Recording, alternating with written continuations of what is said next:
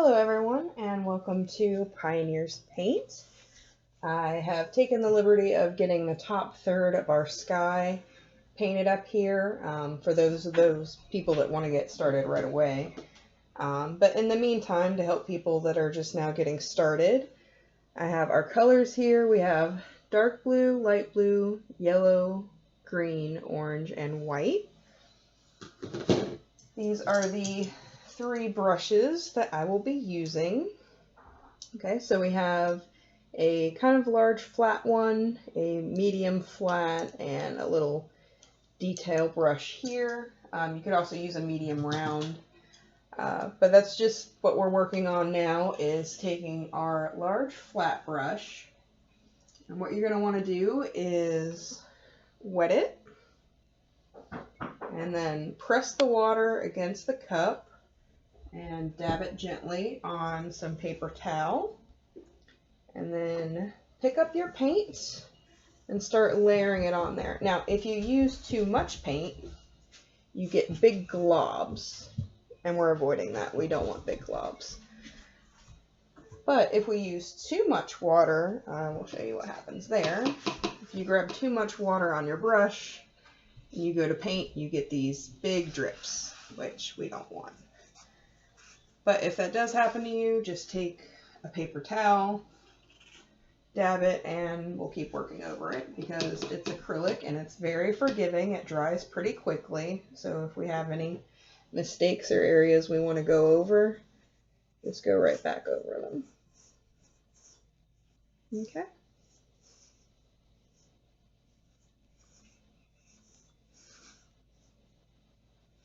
See, they're very unforgiving, those drippy ones.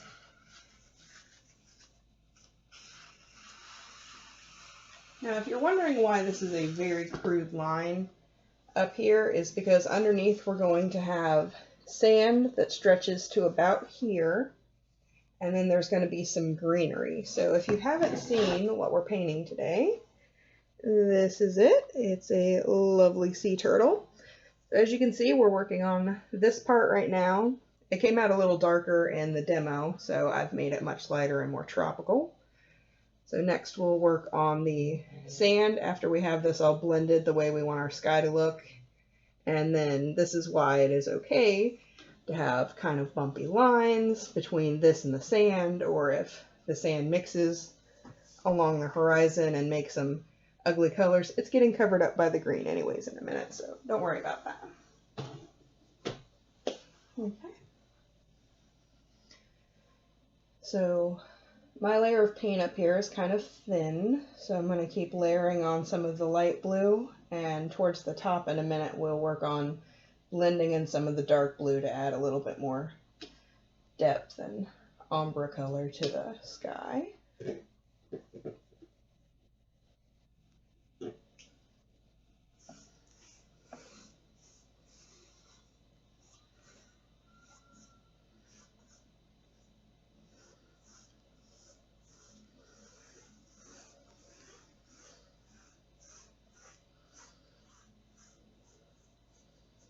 And I'm working with a 16 by 20, but that is a very, very large canvas, so I may be moving through things a little bit quicker than normal just to try to accommodate everyone else that's working with a smaller canvas and for the sake of time. So I'm not here for 4 hours. So if you see me using a little bit more water than I normally would, that's why. So I'm trying to spread it on this big canvas so you can see all the detail as much as possible.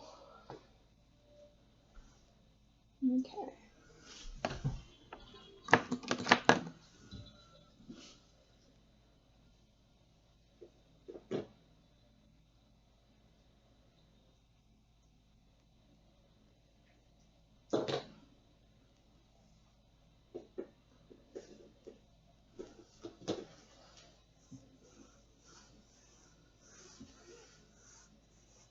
Hope you guys can hear the music okay. I've started listening to this tropical instrumental music as I'm doing my classwork. It's kind of a change from the cafe jazz I normally listen to while I'm working. Have fun. Okay, so that's looking pretty good. So I'm going to pick up my dark blue, and I only want to use a little bit because a little bit's going to go a long way because this is a very dark blue. So I'm just going to run it along the top, and you can see it's kind of streaky. That means that it's a little too dry. So I'm going to pick up just a little bit of water, pressing out most of it, just enough to get that to start blending a little more. Very nice. One thing that is important to remember is to try to stretch your paint to the very edges, wrap around and paint the edge a little bit. It makes it look a lot more polished once your painting's done. Being able to have complete coverage. It's very distracting if you see it from the side and there's a bunch of white splotches.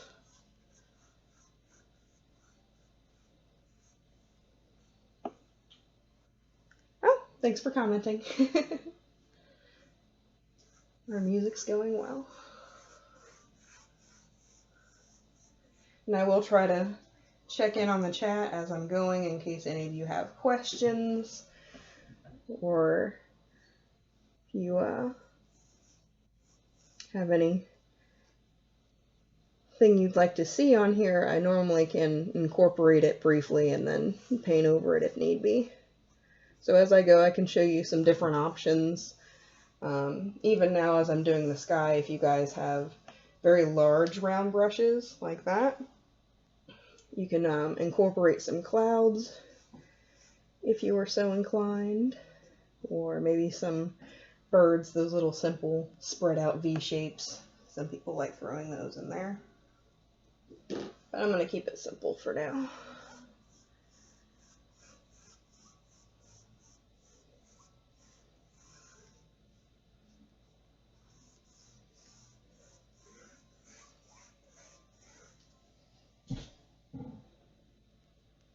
Okay, good. So my color's looking pretty good on both videos.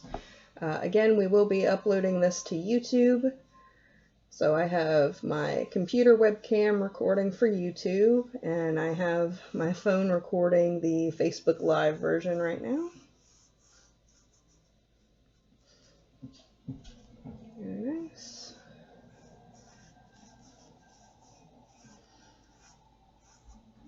Now, if you find that your light blue and your dark blue are clashing too much, you can either take your light blue and drag it over your dark blue to try to subdue it a little, or the other way around. So it's mostly personal preference. There's not too much thought that has to go into blending. We like to spread it nice and thin. If you want it to stand out more and have some layers like this offsetting each other, that's fine too. If you're into a little more abstract painting, you do that.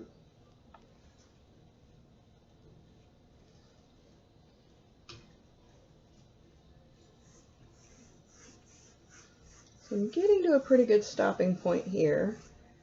So I'm going to start cleaning my brush. So moving and transitioning from light blue, dark blue to our sand color is going to be a big change. So we want to make sure our brushes are thoroughly rinsed and patted dry on a paper towel or towel, whatever you have nearby.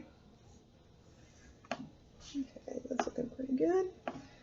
Alright, so cleansing my brush. So whenever we go to make our sand color, it's going to mostly be white with, oh, hi Eric. It's going to mostly be white with a little bit of yellow.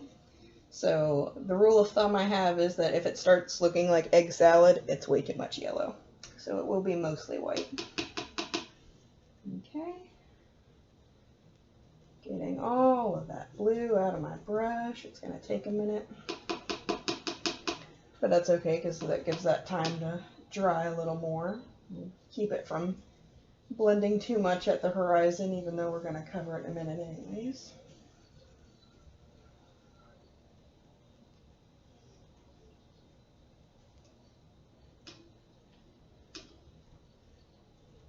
Okay, that's doing pretty well. So try to get this on both screens. Now, most of these colors are pretty nice, but this white that I have is actually quite a bit old. So I've had to throw in some water and mix it around and play with it a little bit to try to bring it back to life. And I know a lot of people don't paint regularly, so if it looks a little chunky, you know, it's what you do to try to liven it back up. Okay. So I got a good amount of white there. And I'm going to use a separate brush to pick up a little bit of the yellow. I'm going to use my detail brush and just drop a little bit in there.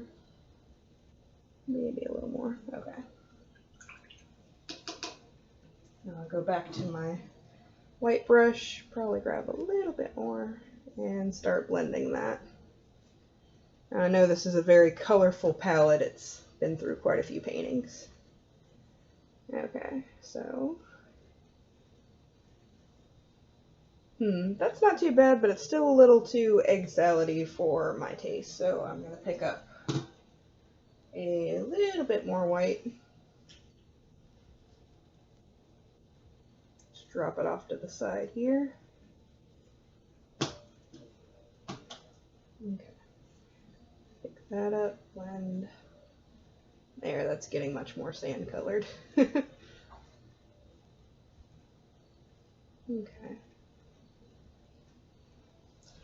Let's see if we can start. So your sky and your sand should be about halfway down on your painting. So it's not a lot of sand that we have to worry about.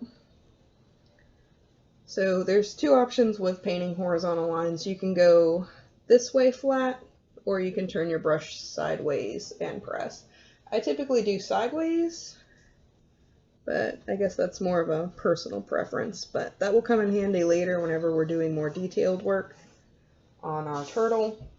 You'll normally want to turn it sideways and gently press to make a straight line, or any kind of line work really. Okay. Alright, so I need to pick up a little bit more water. That's kind of dry. I also have to apply a little bit more paint here because right there where I demonstrated the drips, it's stained a little bit blue, so I have to have a thicker layer of paint to cover that up. But it won't be too bad.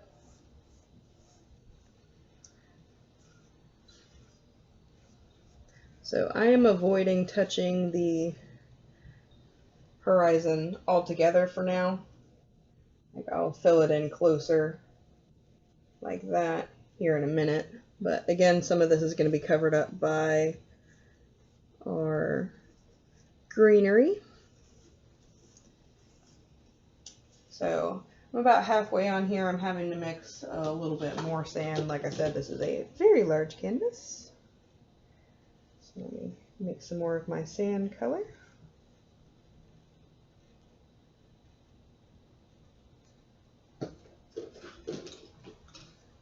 Okay. Some yellow.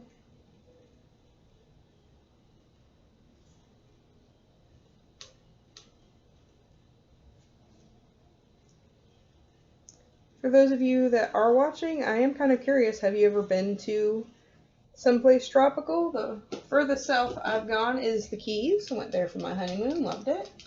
I know one of our CCG members went to Jamaica before this whole COVID thing broke out. If you've been anywhere fun like that, let us know in the comments.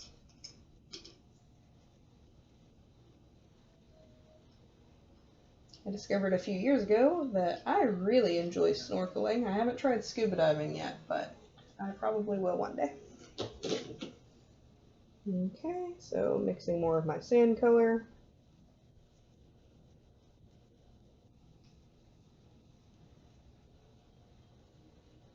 Okay, it's doing pretty well. Alright, so finishing our line work.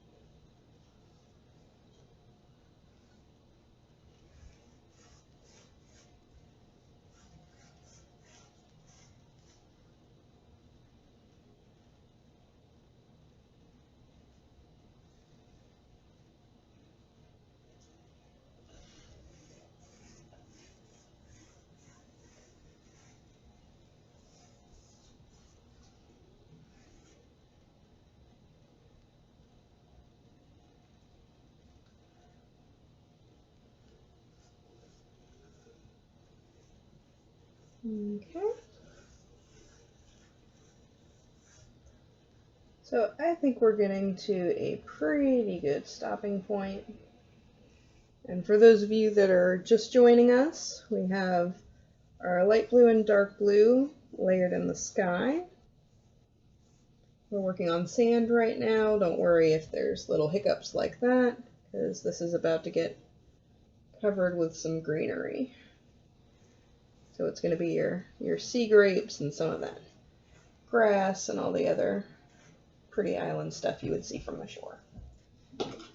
Okay, so moving on to a medium-sized brush, preferably a round one. We're going to be making a lot of splotches of green. Get one of these here. Go over. Okay. So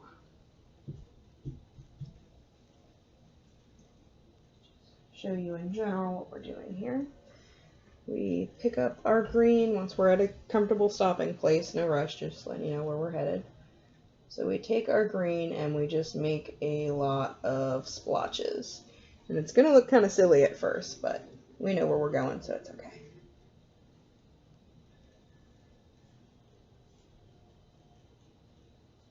So this is very forgiving. And you can spread it out a little bit because we're going to layer in some yellow, some green, because sometimes our sea grapes turn a little brown or they're kind of yellow. So it just adds some variety, and we're going to have that in our palm trees as well. So it just adds a little color and depth and a little entertainment value to the painting.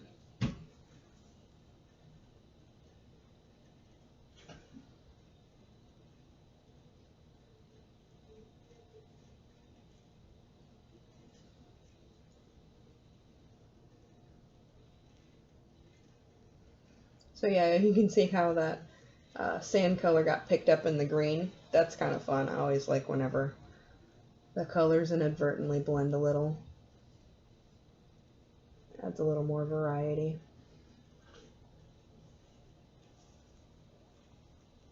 Oh, Miss Erica enjoyed the Bahamas. Very nice.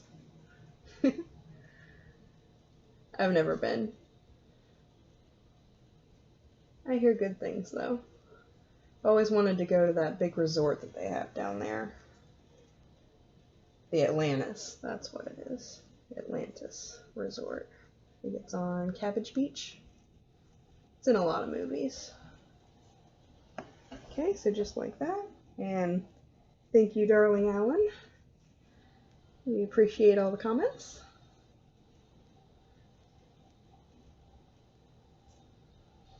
And that's another thing too, if you occasionally dip down lower or higher than some of the other ones, that's pretty nice because that's a little more natural. So I'm just trying to get a good amount of coverage here.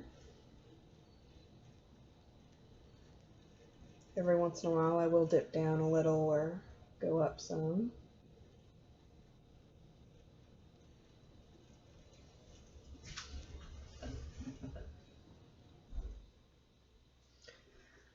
So I'm going to fill this in loosely with a lot more green so that we can start working on our palm trees. So it's going to be a three-step process between this, our palm trees. We're going to start with the green and then we'll layer in the yellow and the orange. So it's going to all come together all at once. So I'm just going to quickly go through here now that you get the layout. And do a little bit more of a smudge job so we can move along.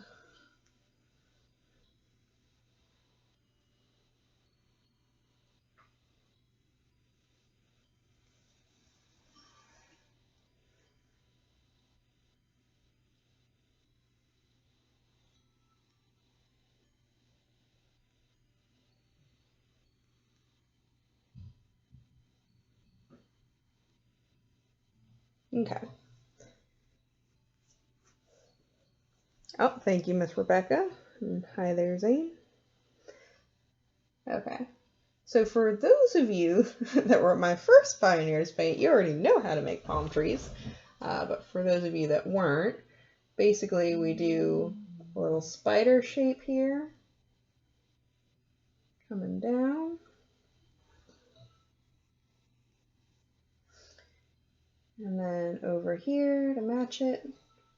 So they do kind of fall, so you can twist your brush a little bit as they go down. So going up, twist a little bit, and let it kind of fall and do its own thing. But yeah, they sort of look like six-legged spiders. And I don't like spiders, but that's the best analogy I can think of.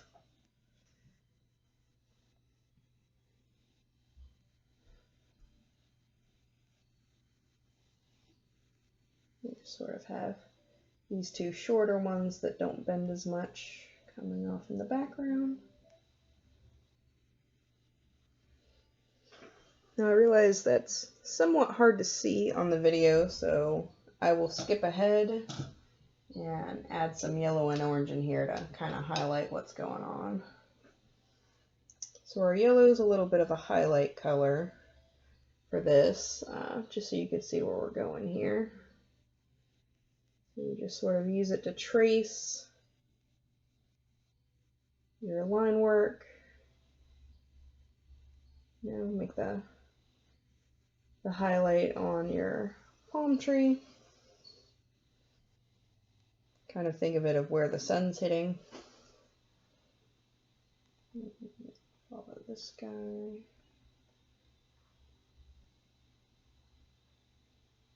And it's not very exact because it's sort of borderline messy and fun. So we just sort of smooth out any areas we don't like. Forgot to highlight this guy. This should also help it show up on the video a little more. It's somewhat hard to see. Okay, so that's pretty good. Yep, looking better. All right. So yeah, just skipping ahead here a little. So the way we use that yellow kind of sparingly, we use the orange even more sparingly because that's just there to sort of liven things up a little. Its only purpose is to add a little bit more color and depth and a little bit more movement to it. You can use that to act almost like a shadow if you're interested, or to help some of your shape work.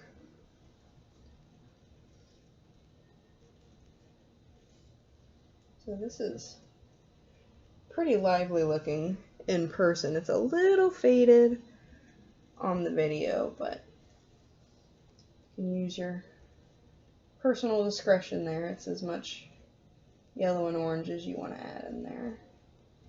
You can go sideways a little to add some of the texture for the trunk. That's pretty cool. We didn't do that last time, but that's kind of fun. Okay. All right. So I will keep making some of these palm trees along here. To make it look more natural, we're going to stagger them, have some taller, some with longer palm fronds, some shorter, some maybe skinny one to make it look like it's further off in the distance, but you get the idea. So the same way that we started with green and then added some yellow and orange, we're going to do that with our shrubs here after I've finished making all of my trees. Okay. So going back. I'm going to give this guy a really big, really tall neighbor.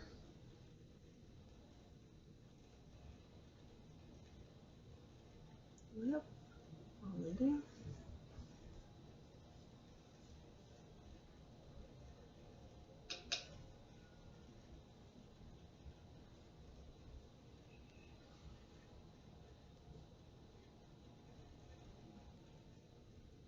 And it's okay if your leaves overlap or touch a little, because that happens in nature. So, kind of going for that.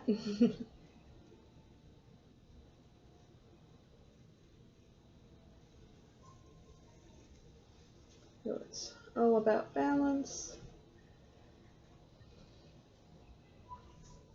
If you have more than 6 on your little legs there, that works too. You like creating a little variety.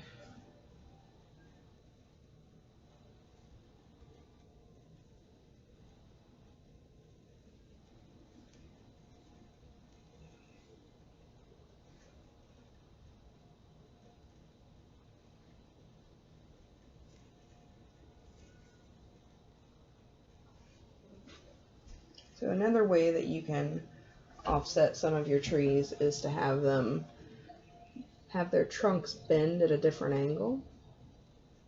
So that's something else you can do.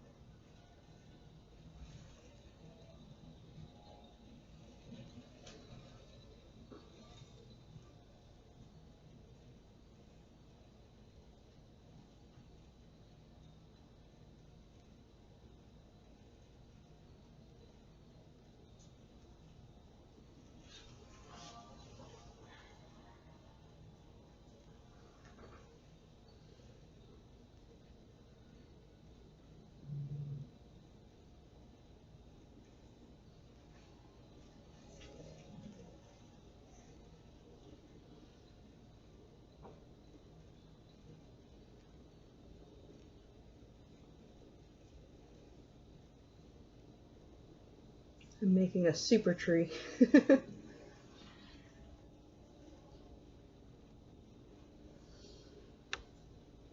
Maybe more of a focal point on this side. Which is good because our turtle's gonna go over here. So anything we can have that's of interest on the left-hand side will be really nice.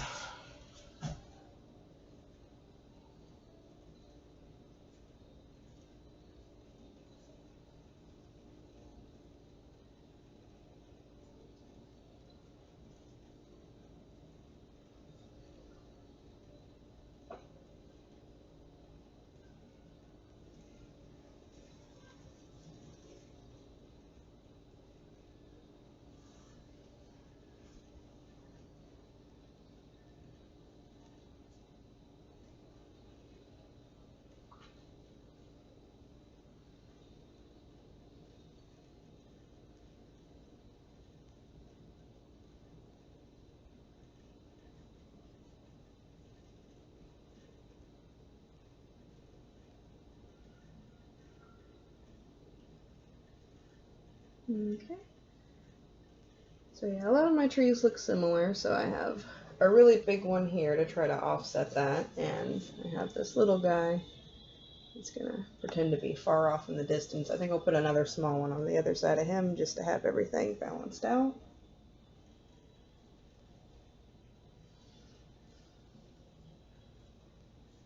Like a mama tree and 2 baby trees.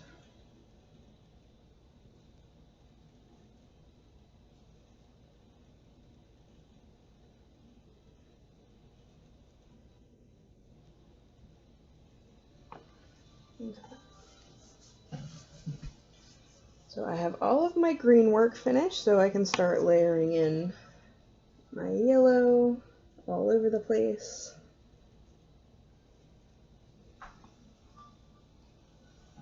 Okay, so rinse my brush really good. We'll go through. And it's okay if you still have a little bit of green on this because it's still sort of a blending process. So just dab the yellow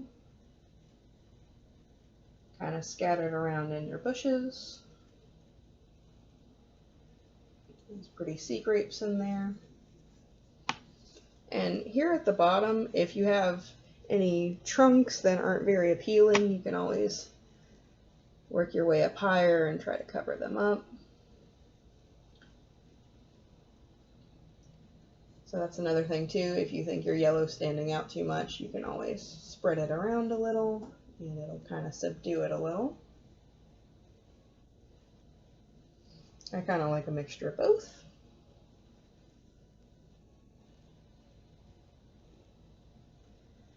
But don't forget to layer down underneath on the sand. Make sure we're slowly filling in our horizon.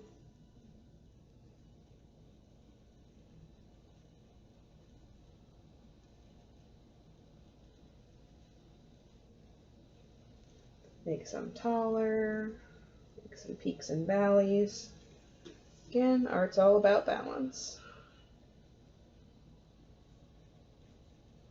And keep in mind we are going to layer in some orange here in a minute after we finish our bushes and filling in the highlight on our palm trees.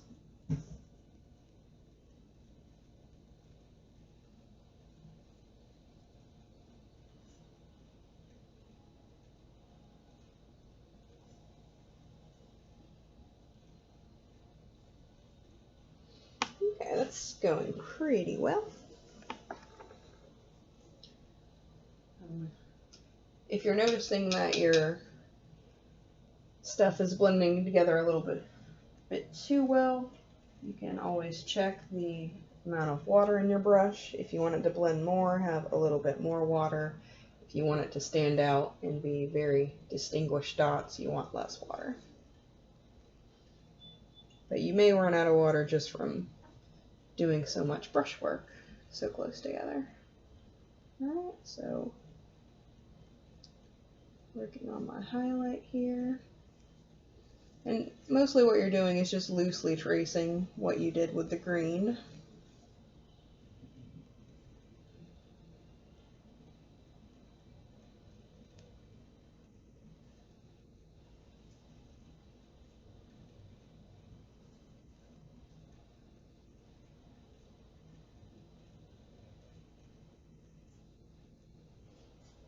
Okay. Going pretty well. I need to stop for tiny droplets of water in between doing my trees here.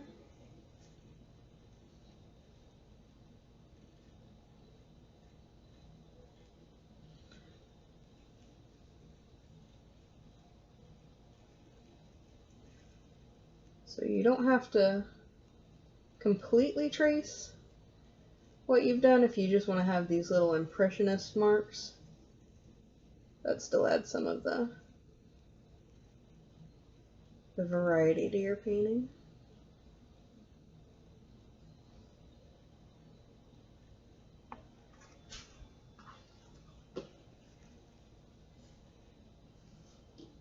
And if it messes up any of your line work, we're going back over with the orange, so you can always use that to reshape any detail work that you may have lost in adding all this extra color.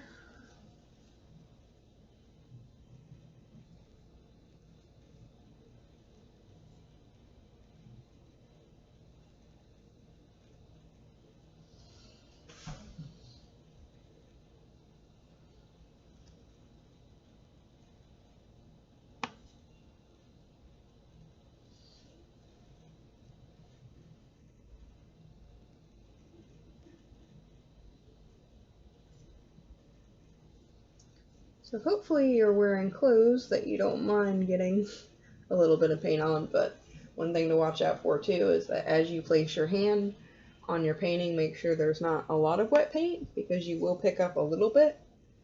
Like, this is mostly dried for me, so it's not really an issue. And so is my sky, but if it's still really, really wet, just keep in mind where your hand's touching. You don't want to mess up the coffee table or wherever you're painting.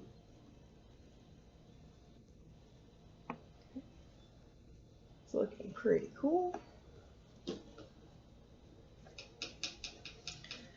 So after we finish all of our shore work up here, we will be moving on to water, which is really exciting.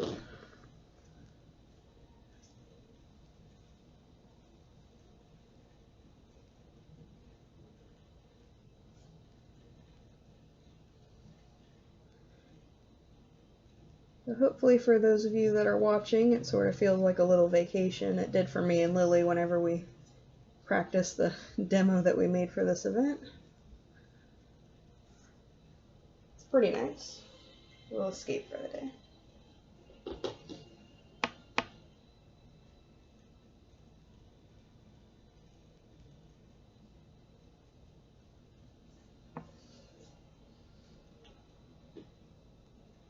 Okay, pretty good. Alright, so now we're down to just the orange. We're almost done with our shore. Very cool. Hope you guys still have lots of blue paint for the water.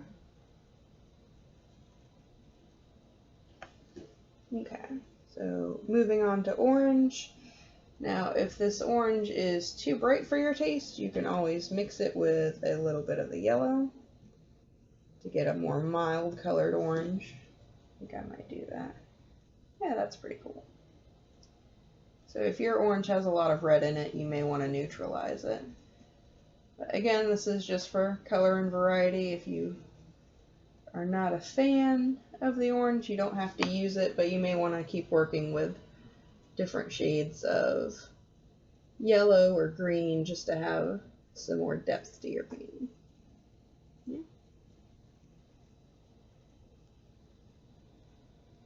So this is like the accent color. So you only need a little bit of it. Have a nice effect there.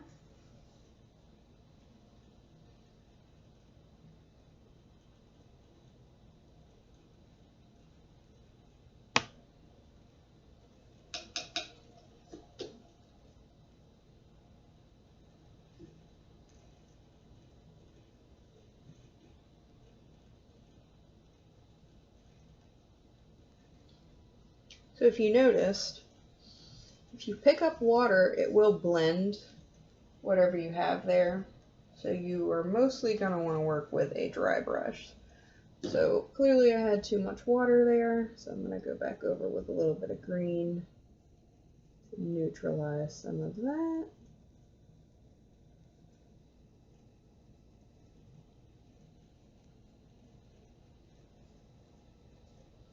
And that's how you cover that up.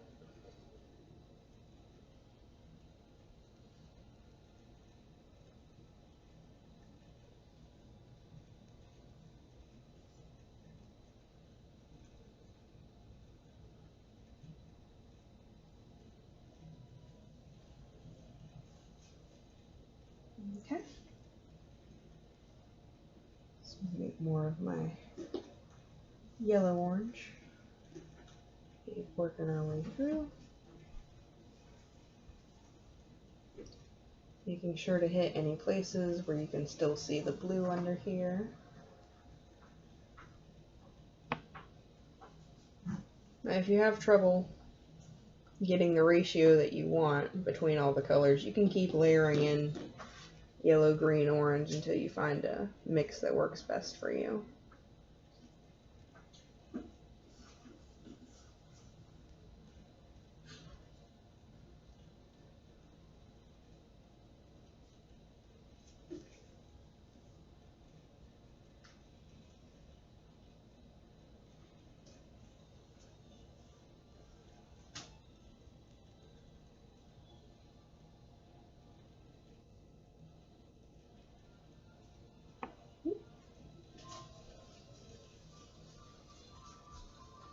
Go back over.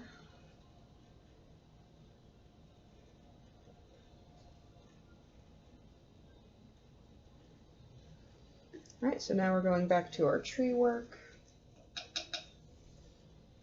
Using our orange accent color. Being careful not to touch all that fresh paint.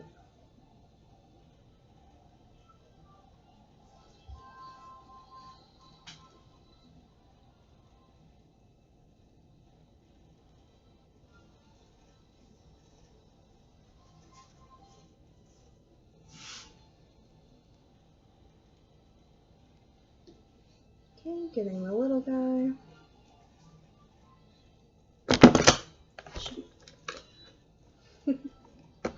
Sorry, guys. There. I was worried about that. This phone stand's not the sturdiest.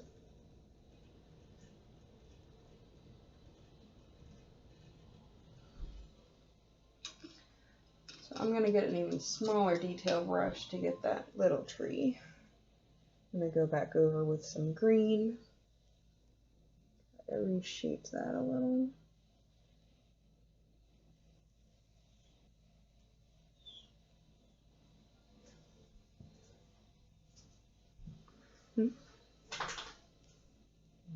Okay. That's working out better.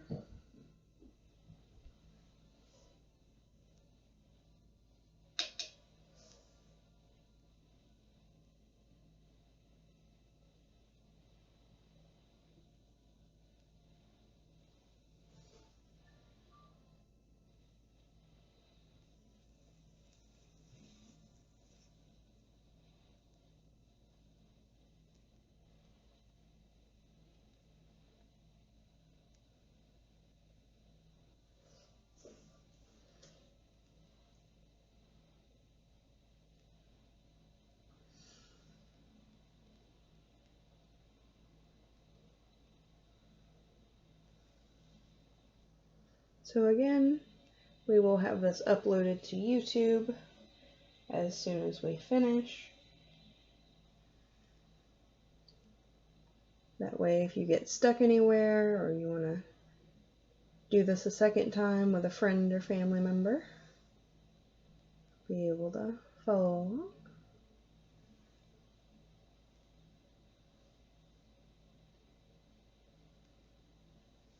Okay.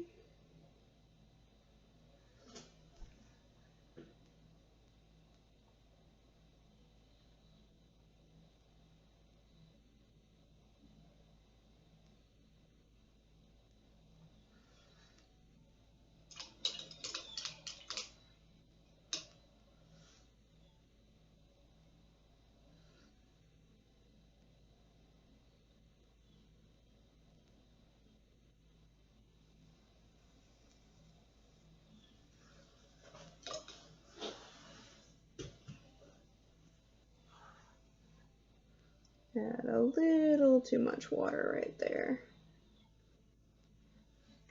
Just dab it up. Some more of that sky through.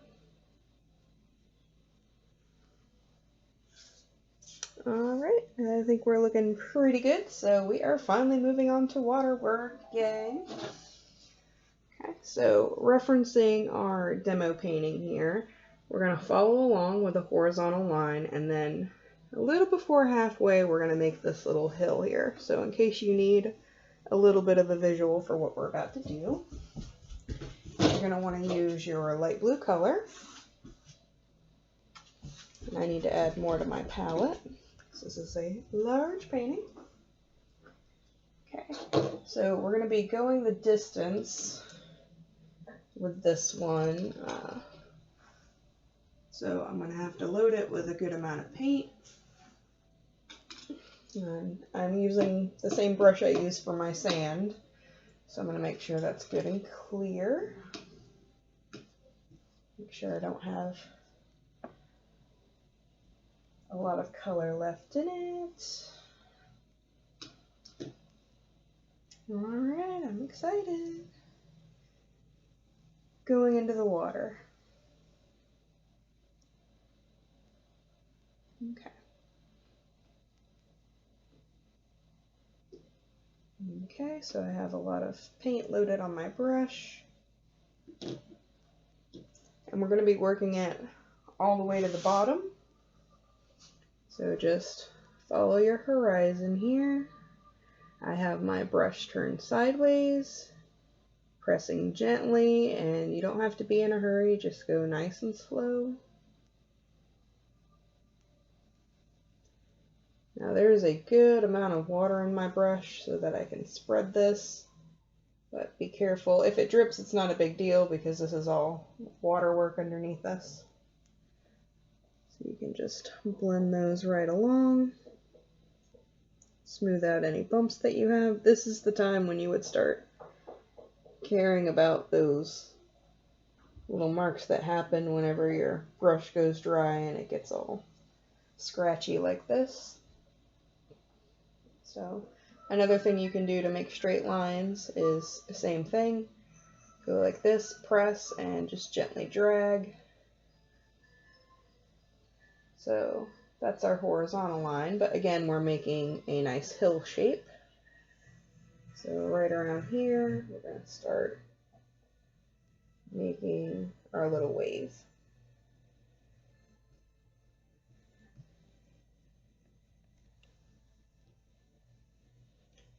Right, so push flat, turn sideways a little, and drag.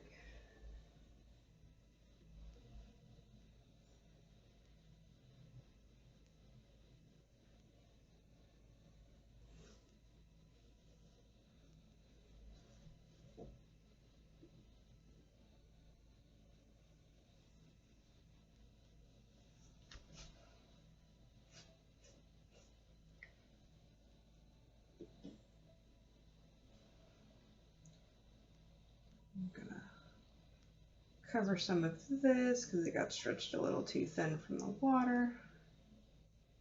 It does help to keep things moving. On my end, you guys won't need probably half the water that I do. It's keeping things moving.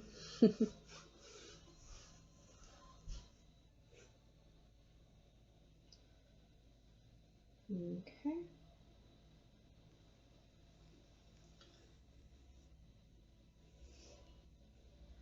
So this will probably go okay to stay there. But I am going to take a slightly smaller brush and pick up more paint and fill in these areas where it's bumpy a little bit more detailed.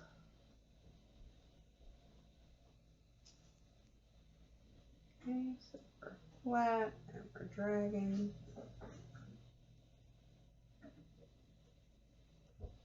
So it is a pretty generic round hill shape. It doesn't have to be identical to mine, it's just supposed to represent this little wave that picks up a turtle friend swimming in it.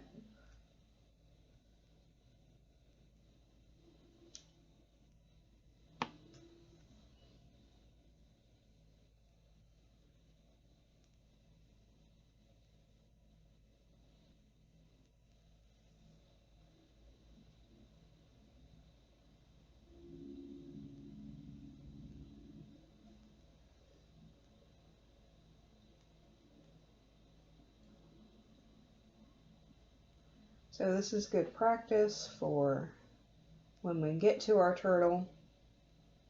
That's where the real detail is in the painting. So just helping to teach you some of the brush control tricks that you'll need to know for some of the later steps.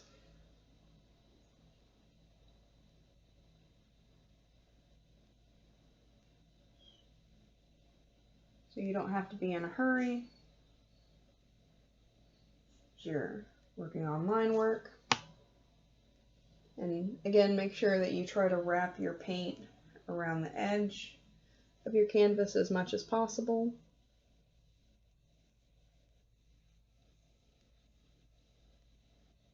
Now if you can see some of your shoreline through here, you can keep working some layers on there. As it dries, keep layering on the paint and it'll go away.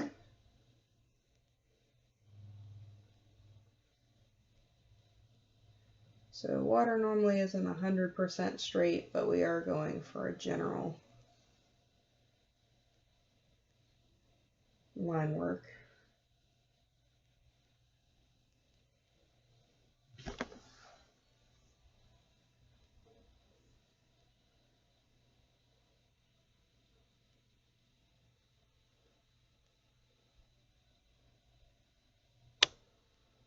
And don't like stress it too much either.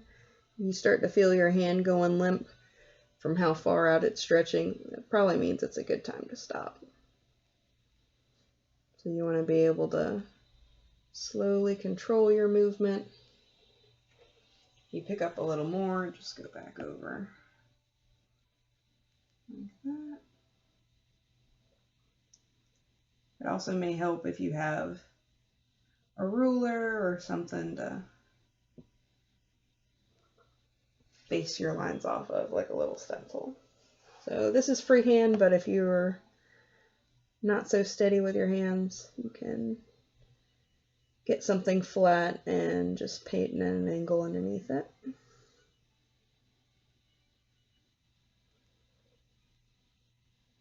Making sure my paint gets to the ends.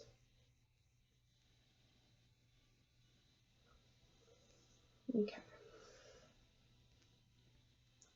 Almost done.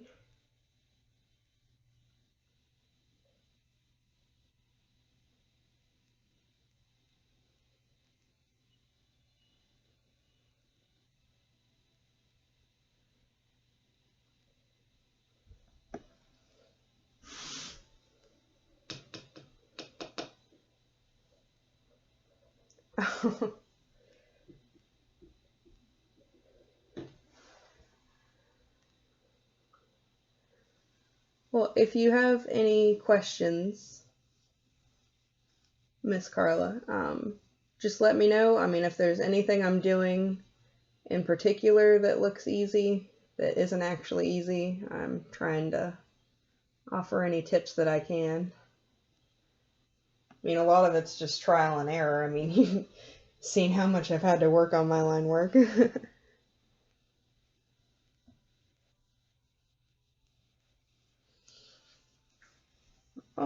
Almost done.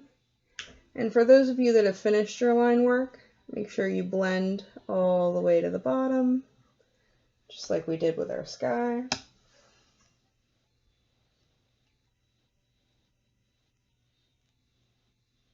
So one thing you can do that I'm noticing that I guess I do subconsciously from drawing or anything, if you hold your breath slightly, you actually stabilize a little more. So I just noticed I was doing it. I literally hold my breath on my line work. Okay. So line work's good. Some of this is going to have to be filled in, but I'm going back to the biggest brush that I have so that I can blend to the bottom. Make sure I don't have too much water in my brush. And start making our way to the ocean floor.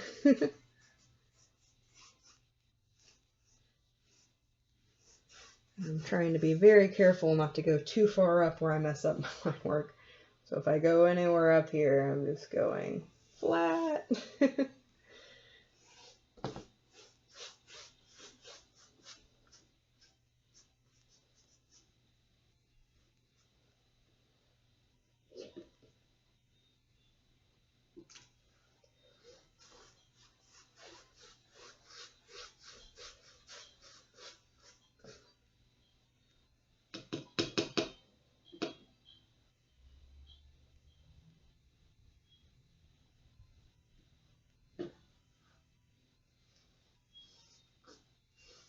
So if you see bubbles as you're spreading your paint, that means you have too much water. If you have too much water, it almost goes and turns into watercolor. See how thin that is? So normally if you see that, it's time to pick up more paint. because as those bubbles dry, they'll leave little lighter colored splotches on your painting. It's good for blending. If you're blending and you just need a real thin layer with a lot of opacity in it, you can use that. But in general, we try to avoid it. So I'm going to restart our tropical playlist over here. It's been about an hour. Okay. This is eating up so much of my blue. But again, I'm working with a 16 by 20 canvas. This is the largest canvas I've ever made. But I did want you guys to be able to see as much detail as possible.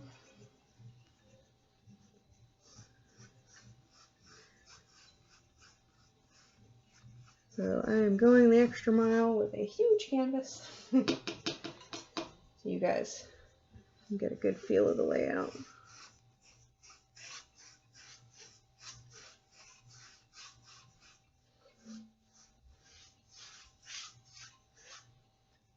So if you saw my paint drip just there, that's because I had too much water, but I'm also trying to use a little bit more water than normal to move this paint around a little quicker, because it's a large canvas.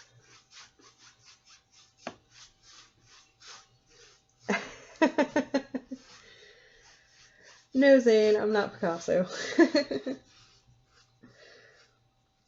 That's actually kind of funny. So the first Pioneers paint I ever did, they had a professional instructor that they hired to do it. And it's pretty nice if you ever get to go to the on-campus activities. They had little cheese cubes and sparkling grape juice and all this stuff. And we did Starry Night. And he worked so quickly. Like, I think we were a little behind schedule because students were still filling in kind of willy-nilly. So by the time we got to painting our Starry Night, we were just going so fast my arm was hurting. So I'm trying to go somewhere between my normal leisurely pace and what that guy was doing. But it was a lot of fun. I still have it. Frank and I both did it. And what they did was they took the student artwork and they hung it up in the little bookstore cafe. So that was really cool. Shout out to Maurice for making that happen. So I don't have the date in front of me, but there is something that's going to be a virtual event where the digital media art students that we have are going to be displaying some of the stuff that they've worked on in their program. I've seen it in person either last year or the year before, and it's really neat to see some of the stuff that they come up with. It's very awesome. So I'm sure you can find that through the IRSC Student Activities Facebook page that I'm broadcasting through right now. Wow, we are like really getting there. Working on it. Okay.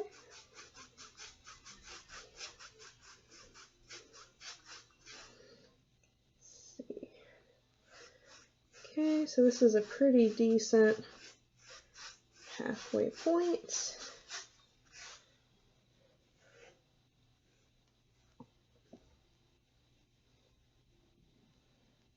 Okay, looks pretty good.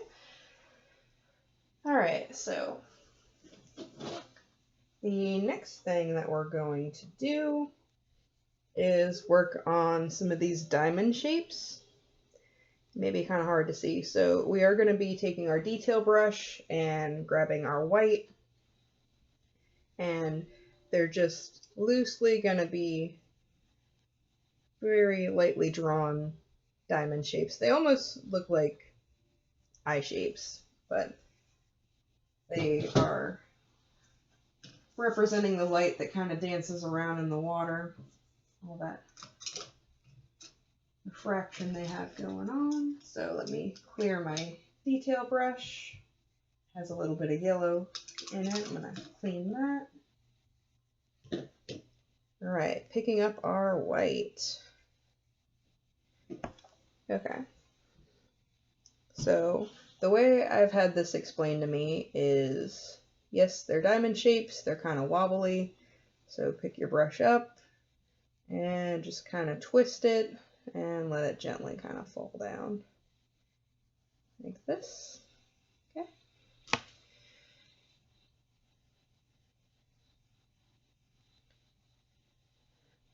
So you might be going, oh my goodness, this stands out so much. Why? Like, it's going to look very nice in the end. And if it blends with the paint that's already wet here, that's okay. So just stagger it just like we did up here, creating balance. Have some that are slightly smaller, some that are just building off of others.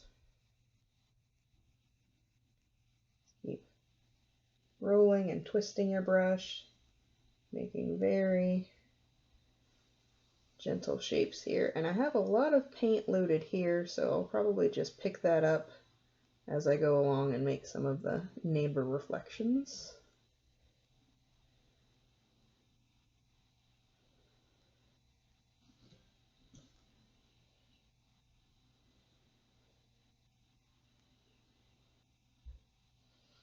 So you don't have to fully close all of them if you don't want to.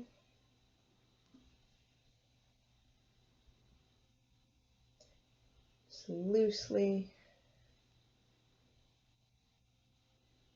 taking some of this, some of that. And this is a lot of fun because you don't have to be really precise with it. You just kind of get a feel of how it's supposed to look, and it makes you look really fancy whenever you're done. Wow, you even did the detail of the light reflecting on the ocean floor. Nothing too crazy, but it looks interesting.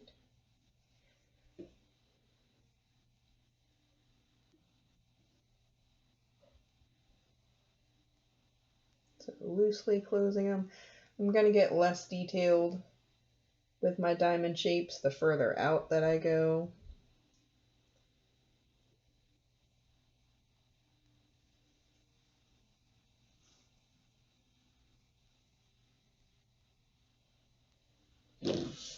So I'm going to have the most interesting detail work here in the center, and it can kind of fade out as I go along.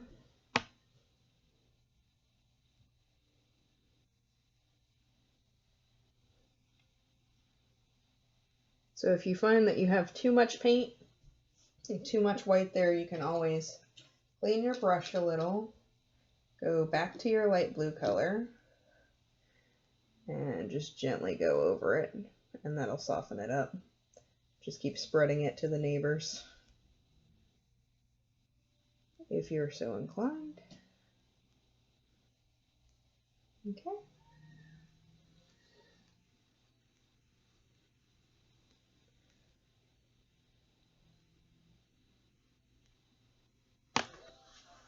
How's that looking? Pretty good. Not sure how much of it you can see on the live video right now. It's looking pretty decent on our YouTube video. So, just in case you guys need to see this a little bit better for the live video, that's what we're looking at. Okay, so it's pretty light, just simple diamond shapes, rolling our brush. Nothing too exact. Make sure you don't use too much water, because it will cause your surrounding paint to drip. I have a little bit of that here. As always, if you start to have any drips, you can take and blot it with a paper towel that you have set aside for your brush work, etc. So I will make this a little bit brighter and more obvious for those people that are on the cell phone version. So just kind of bumpy, gently rolling my brush as I go along.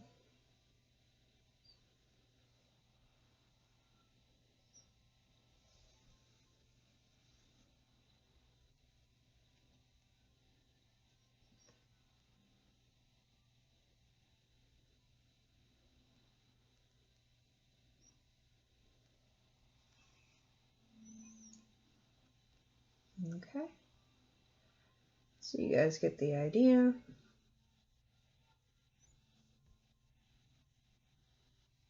Okay.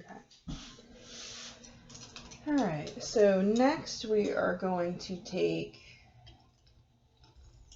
our wide flat brush that we used on our background, and we're going to be picking up a little bit of our dark blue. So our dark blue is going to come from down here and sort of define our wave shape. So you can either work from here and connect it, or you can work from here down. So I think I'll do a combination. I think I'll go kind of flat here and dip down. That's pretty cool. So I'm going to build off of that. So basically what you're looking at in our painting here is it's sort of like a 3D slice of the water. Our turtle's going to be over here, and this is supposed to represent the surface of the water. So we're going to come back over here in a minute and take some of our light blue and white and make some of that reflective surface of the water. And then this is supposed to be like a transparent little slice of a wave where we're able to see our turtle guy. So if you look in our demo painting, I was still playing around with it a little bit, but that's what I like the most, is having a reflective surface here and then the dark kind of layers it where you can see, okay, this is a slice through the water where you can see what's going on and see our little turtle buddy.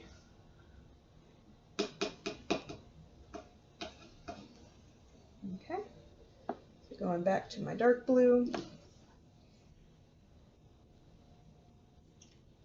It's kind of nice because it'll cover up some of the shoreline still peeking through.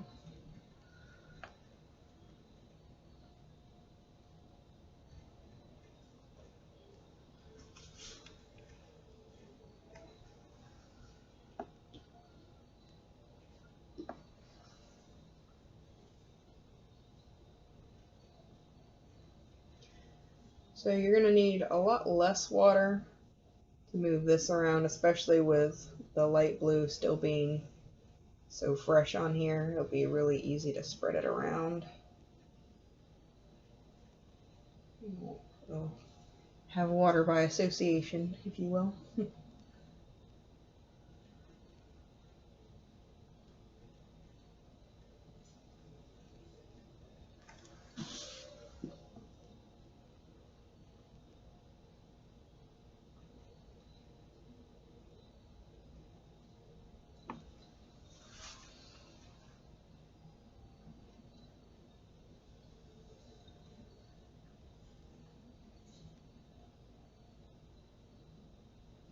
Now, if you were really adventurous, you could use something like purple here.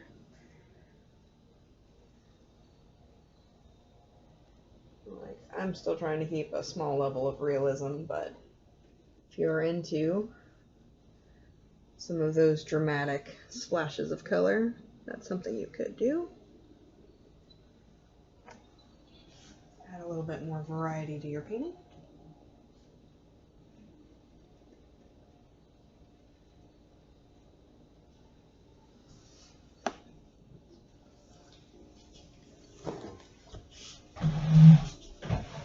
Grab some more dark blue. These big canvases eat up a lot of paint.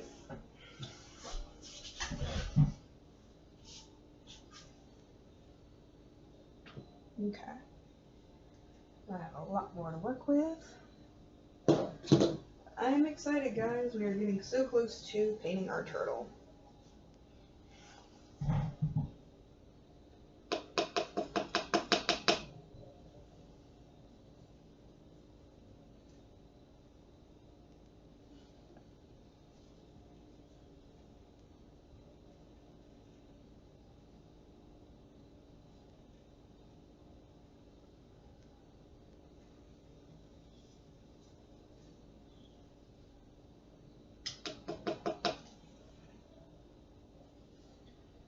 So for our turtle, we will be using dark blue, and then to make the brown color of his shell, we will be mixing the orange we have set aside and blue, because orange and blue together make brown, so it's one less color you had to buy from the store, right?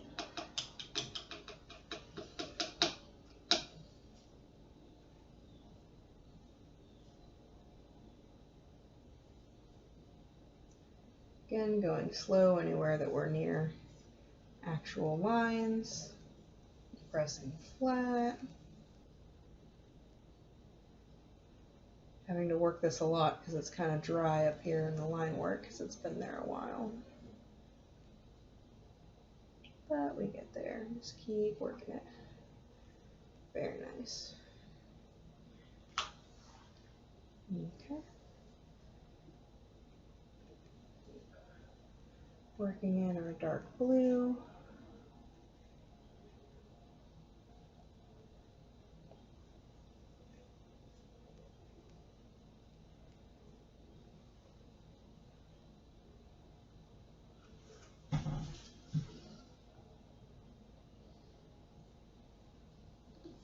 I have a little bit of paint that got on my shore, so I'm gonna just incorporate it now.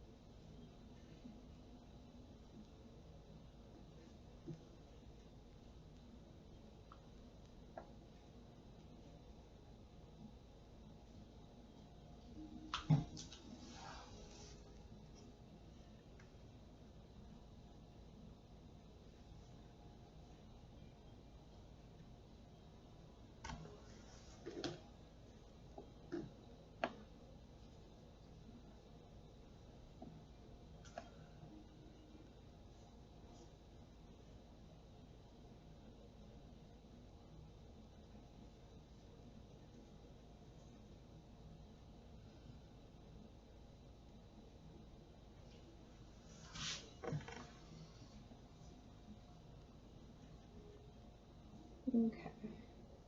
Moving along. Right, so we have our dark blue there. I'm going to blend it down just a little bit, trying to work through quickly.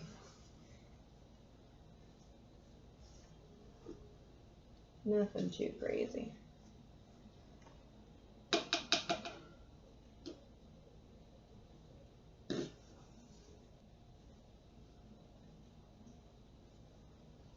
Gonna be picking up a generous amount of water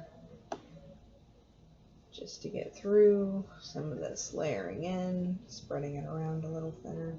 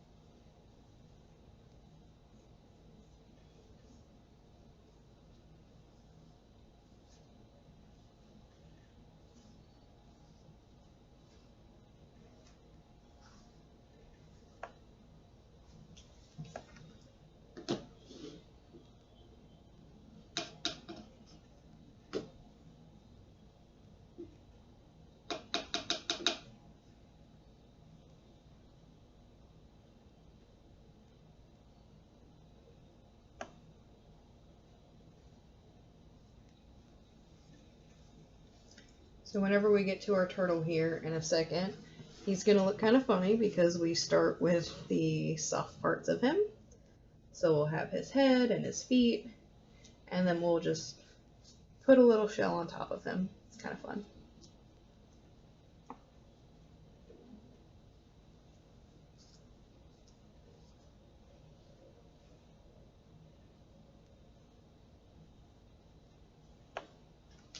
Okay, that's looking pretty good. I'm going to try to blend where this dark blue meets the light blue a little better, and we'll have our turtle.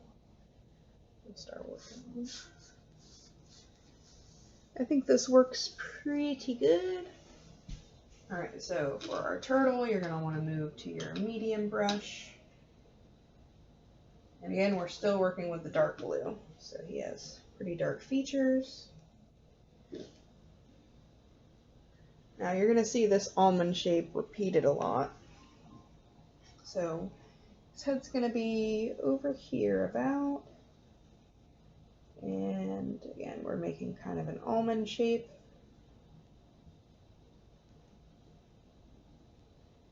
You can lightly color that in if you want.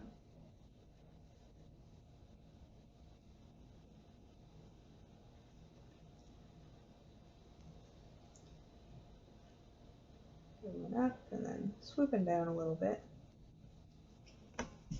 Okay. So once you have your turtle face,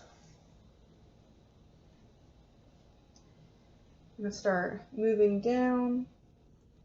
Kind of has a shoulder here, and he's going to have a big leg kind of following him behind like that. And then gently drag up and connect them. Let me fill in his little flipper here.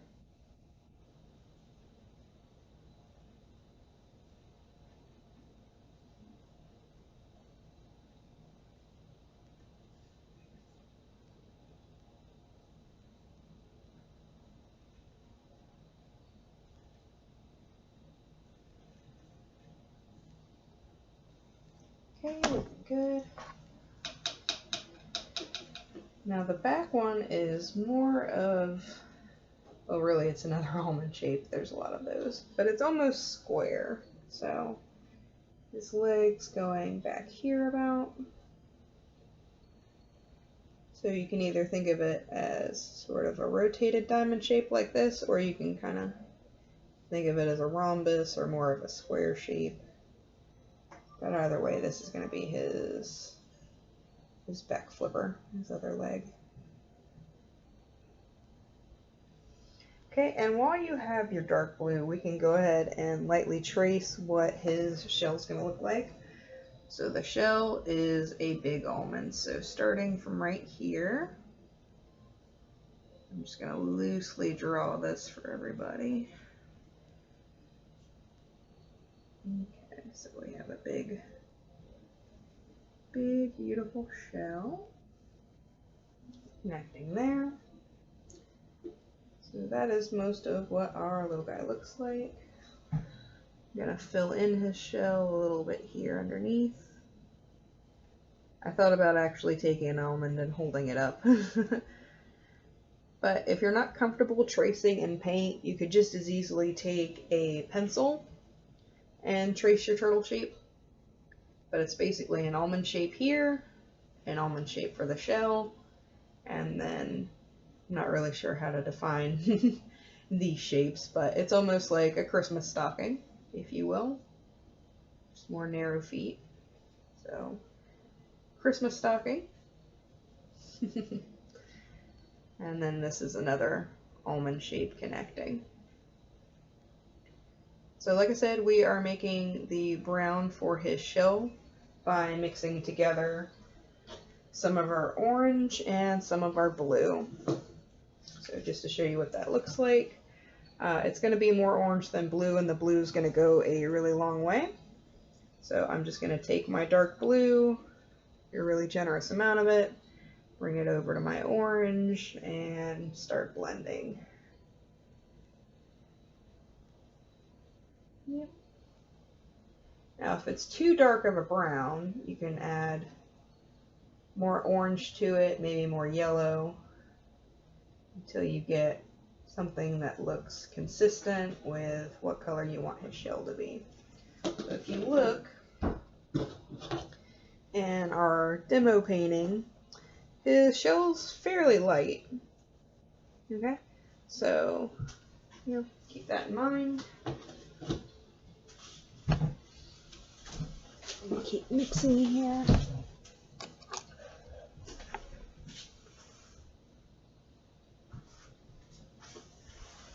Okay, so we're making pretty good time because the turtle's almost the end of our painting. Like I said, we're going to go through here and add some more white to the light blue to make that a reflective surface, and then add a little bit of depth to our wave here. But once we fill in his shell, that's pretty close to the end of the painting. Okay, so I'm still blending my brown, trying to make a nice color here. Now if you make your brown and it's too dark and you put too much of the dark blue in it, you could set a little bit of that paint off to the side for detail work. That would be perfectly fine, possibly advisable. Okay, and as you're mixing your brown, you can hold it up and evaluate whether it's the right consistency and color for you. Mine still needs to be lightened up a bit, so I'm going to bring a little bit of yellow into it.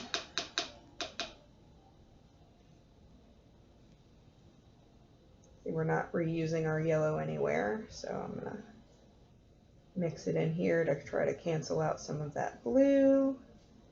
And that's getting to be a much more respectable color. Very nice. Make sure it's really well blended.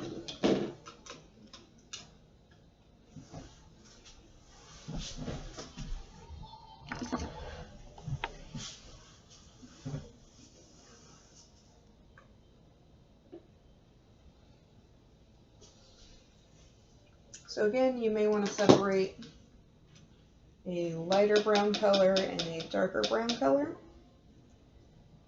But for most of our detail work on here, we probably will be using a little bit of the dark blue, and we're going to be using some light blue and white to make some of the detail work on our turtle himself.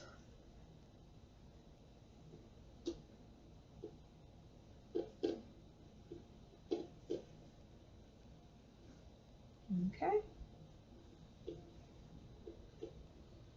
I think that's a decent shell color. Let me get some of the paint off of my brush and dry it some.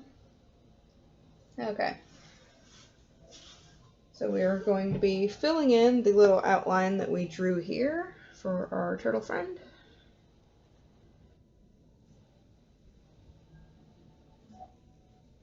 Just go right over it. You can stop a little short here, sort of like the collar for our turtle.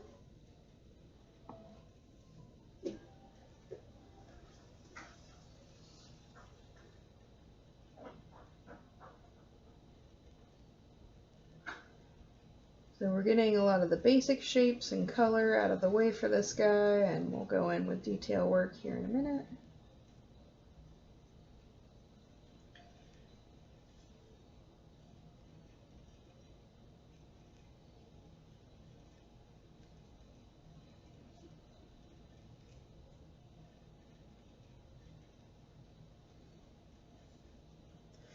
Okay, and if this is a little dark for your taste, don't worry, because we're still going to be working on our shapes here. We're going to lighten them up with a little bit of orange-yellow blend in a minute.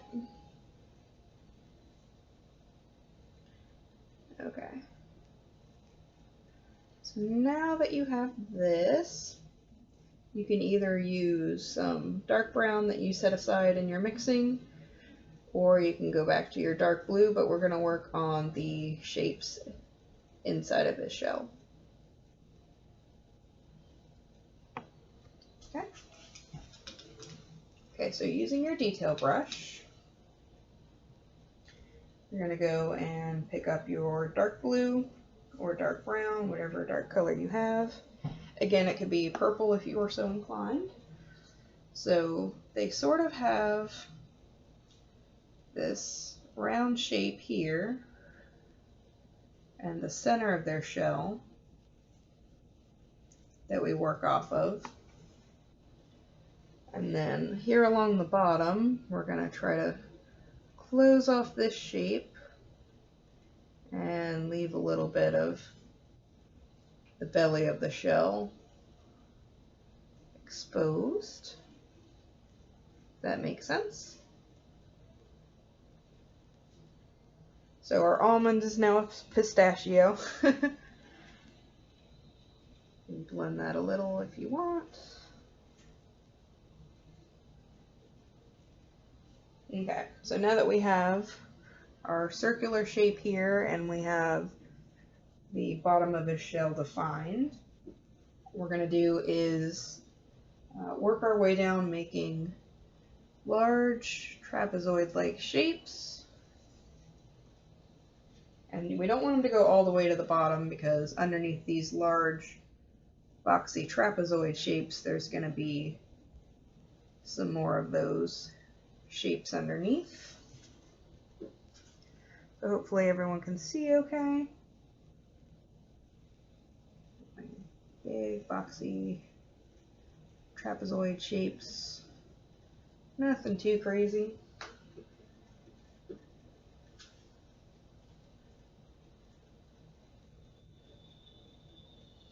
Okay, now once we have that underneath, we're going to have some semicircles here.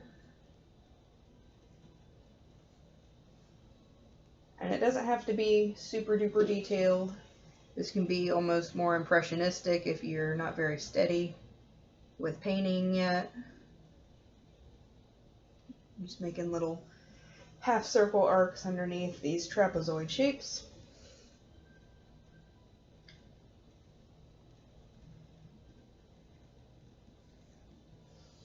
Okay.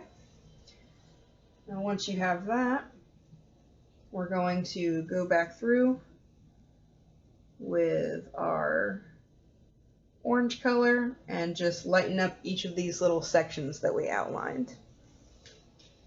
So I'm going to clear my brush, add some more orange and yellow, mix them together a little bit. That'd be nice.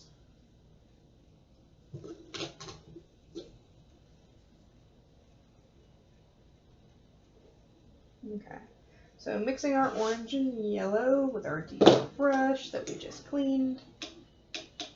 Okay, so I have a little bit off to the side here. And just blending a little. So I have this next to the color we were using for the shell, so you can kind of see a good comparison. Okay, that's a pretty good consistency. That'll brighten that right up. So that's what we're doing, is we're filling inside of the shell segments that we just outlined. Kind of clear our brush a little and pick up a little bit of this orange color at a time and just work on filling this in a little bit. So we don't want it to touch all the way to where our line work is, because we want some of that dark color that we had on the base color of his shell to sort of work as line work for us. So it's kind of a way to cheat and not have to do anywhere near as much work. That's why we have that foundation there. Just fill these in. And I slow down when I get to these curvatures on his shell. We don't want to mess up our line work. We're just going through and highlighting each of the segments.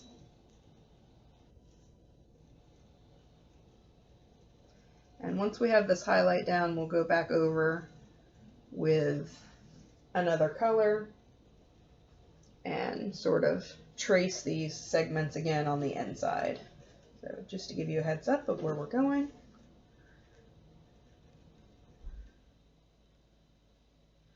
So just filling in about 80% of our segments without touching any of the walls that we so carefully created.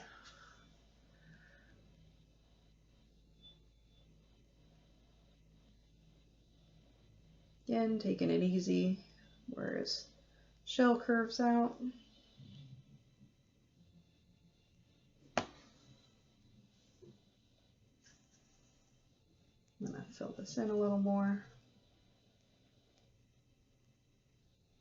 Notice some of the pieces around him were a little bit brighter, so just trying to even it out.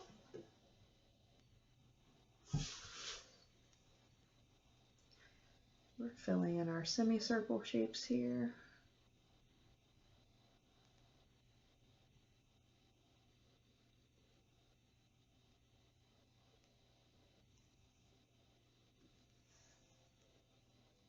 And we're going to fill in the segments in between too here in a second. So I'm going to get this work done. All right, now we fill in our in between.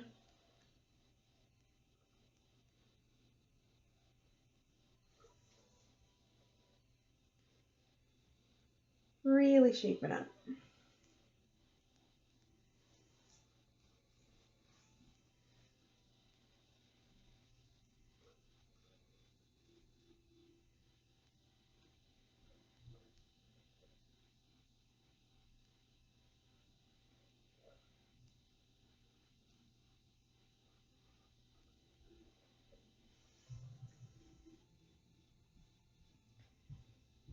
Okay, this is a little too bright, so I cleared my brush.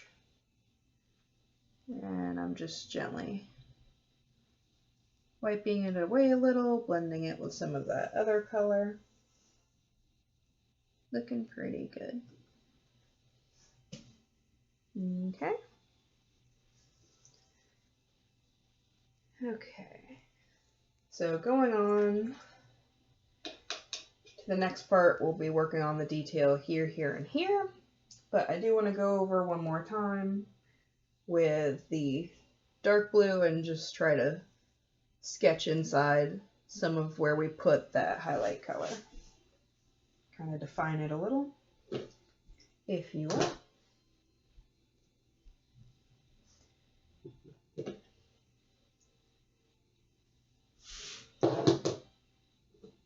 Now, I'm going to be using dark blue, but if you want to punch it up a little bit, you could go right back to your orange because we use that as an accent color up there.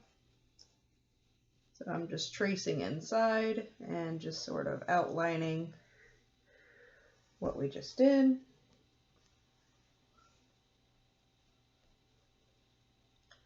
Using my dark blue. You don't have to trace everything if you just want to go half or 3/4 of the way. Just helps make some of those bumpy shell shapes.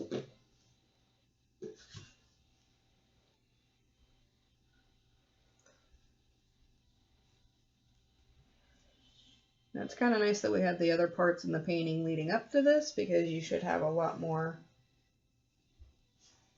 familiarity with the brush, with how to control your movement.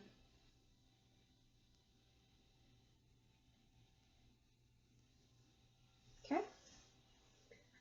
So that's looking pretty good. I think I will top in a little bit of orange just so you can see what that would look like. So since I already have the blue there, I'll use the orange sort of as a accent color.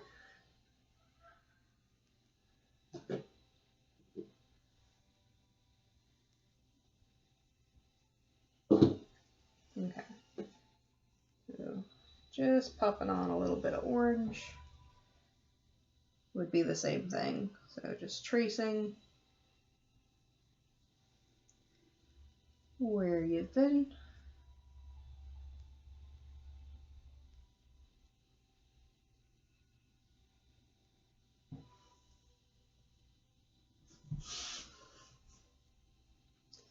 I'm also doing this because the colors are slightly off on the video, and I think it might help stand out a little bit. You can see some of these shapes a little easier.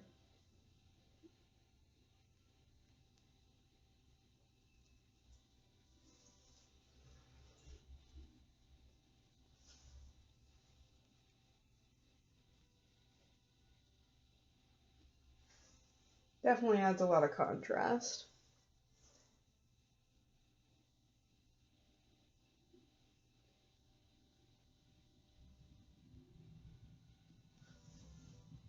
Okay, so hopefully that helps it stand out a little for the people watching that are live right now, and again for the people that are going to be watching this through the webcam uploaded to YouTube later. Okay, so moving on to detail work of his face and flippers. We're going to be grabbing our light blue or white, whichever you want to use. I'm still using my detail brush, so I have to clean it pretty thoroughly. Had all these dark colors working on a shell. Okay, so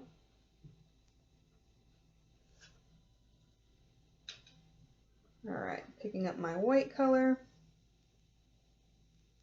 If this is too bold, you can use the light blue.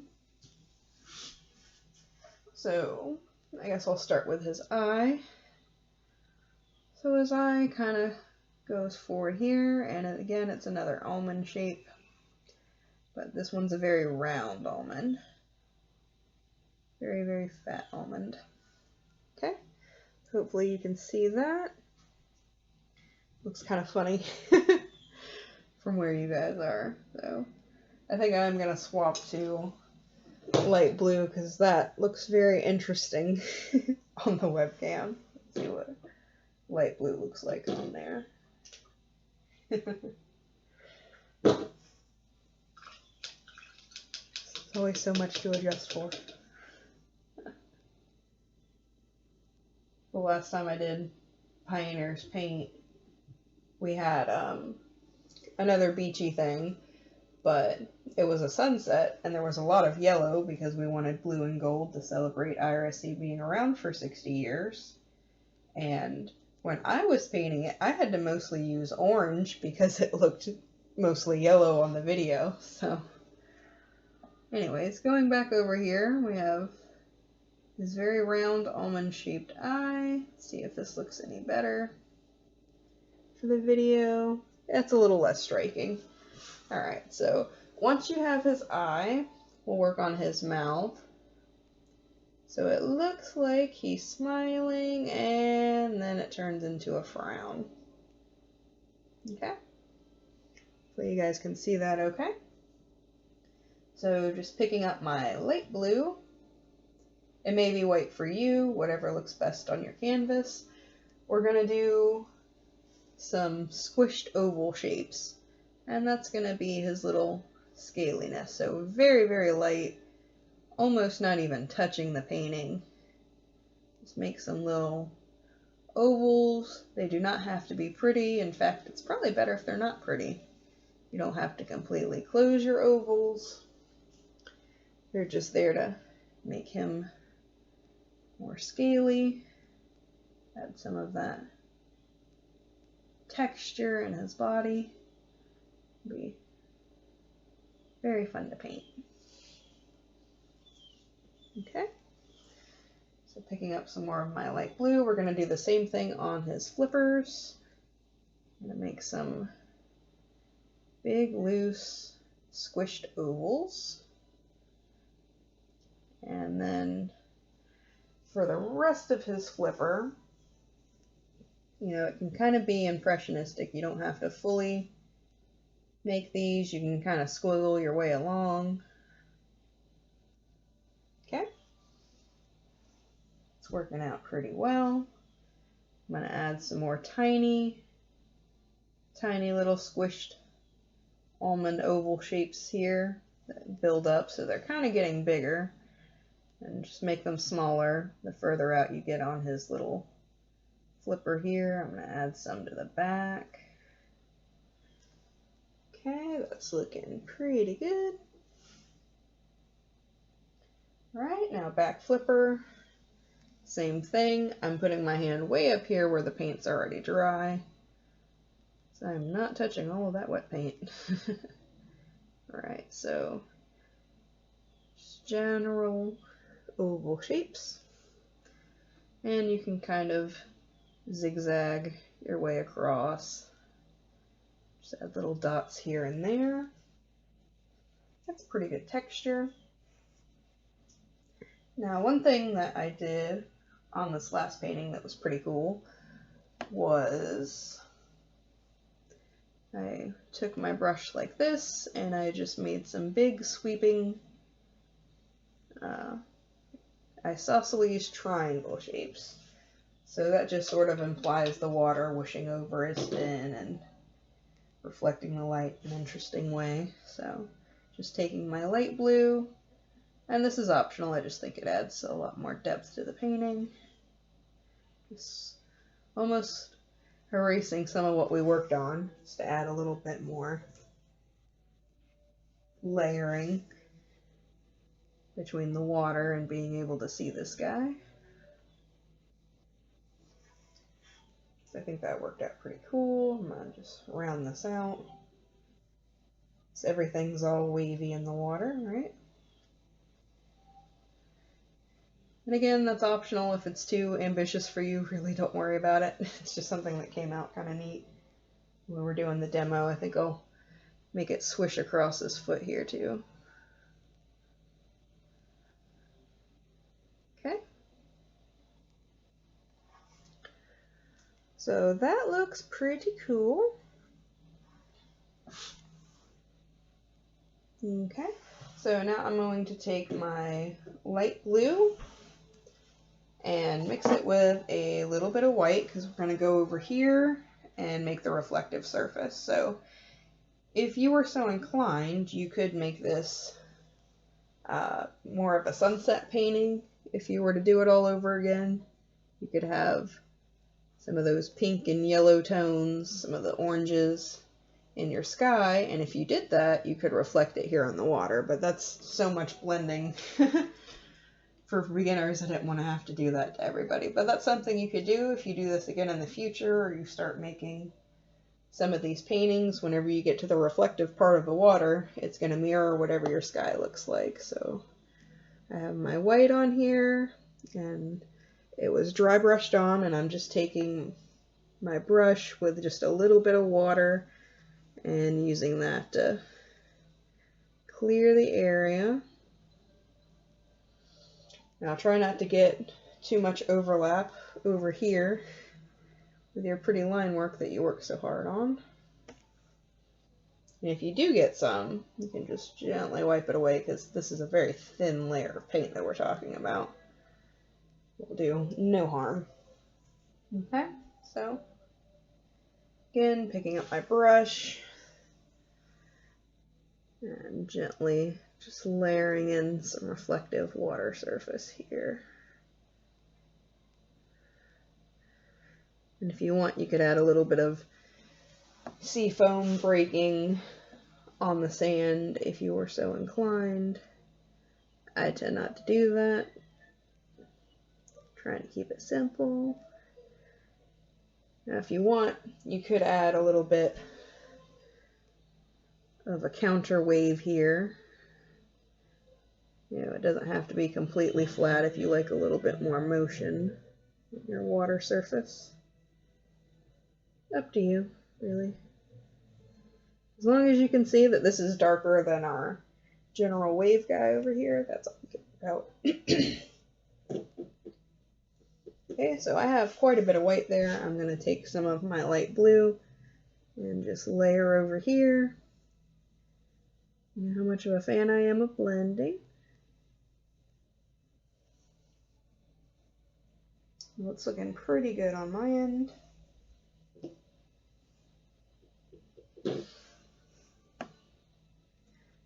Again, smushing flat, dragging, just like we learned with our other line work.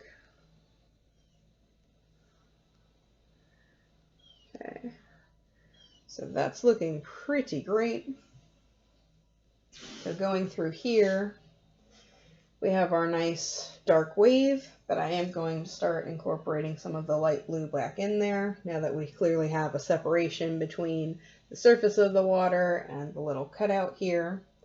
I'm going to start working my way through. One of the things that we did was we painted kind of a swoosh of the wave movement over the turtle. So let's see if we can start that here. So I have, again, my light blue loaded onto my brush very lightly.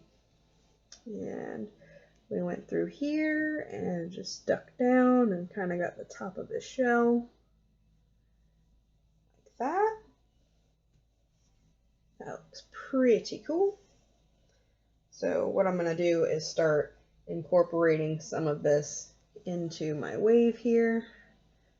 So just kind of flat, spreading it thin. There's a decent amount of water on my brush because it's very blend heavy. Okay.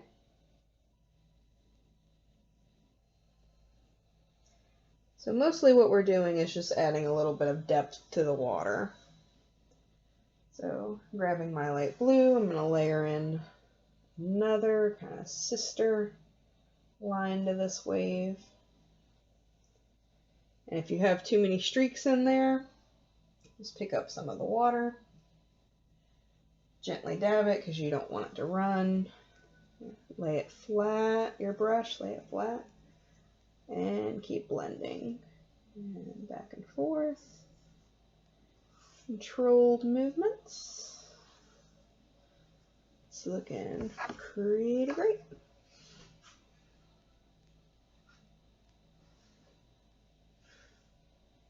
So that's all it is a little bit of a blending game.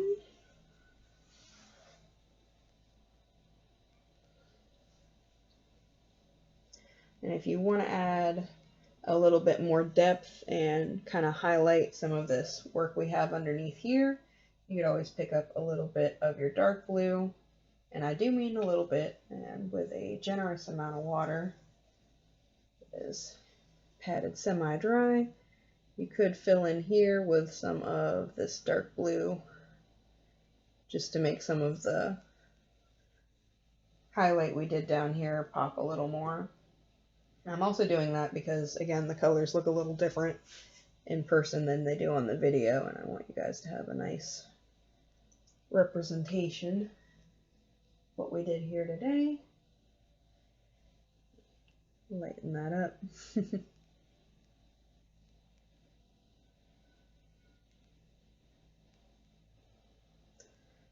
It's another way to add a little bit of depth to your ocean floor. Just go through with your dark blue, really thin, very gentle, sort of helping that work we did earlier pop.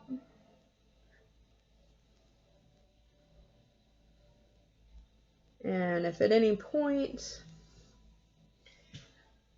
you want to go back and edit some of your shore work, if you want to take out some of the yellow and orange and apply more green, this would be the time to do it.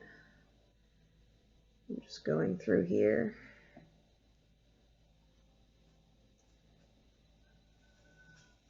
Just layering in some dark blue to make some of our black refracted light at the bottom stand out.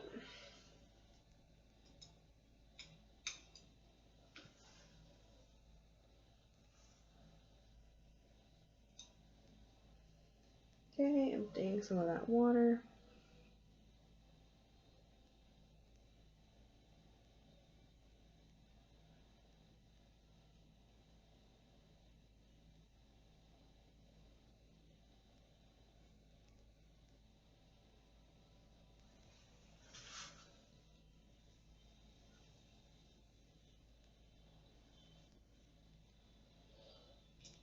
So I have a little bit too much blue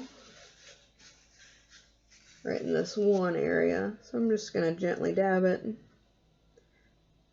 Whenever you have thin, water-laden areas of your acrylic paint, you can always dab it, especially if it starts to drip. Just gently pick it up. Okay, that's looking pretty good. Let's see. So I am going to take, it's white on my original painting, but I'm going to take some more of the light blue. And just because this is such a large painting, I'm going to add a little bit more texture, even though this is underwater. I'm just going to go back and forth, make these little wispy parts to this wave. Just long, gentle strokes, like just barely tracing, not pressing very hard into the painting at all.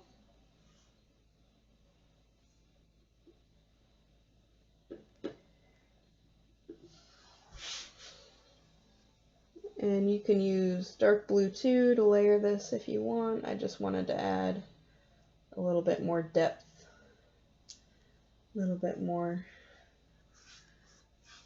movement and interest in our painting.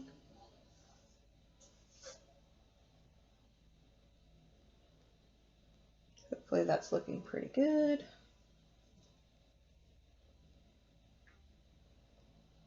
And just based off of what it looks like in the video, the shell's standing out a little bit too much, so I'm going to blend some of this orange that I used to show you guys what I was doing. So that's all we're doing right now, is just looking for any areas that we'd like to spruce up before we're completely done.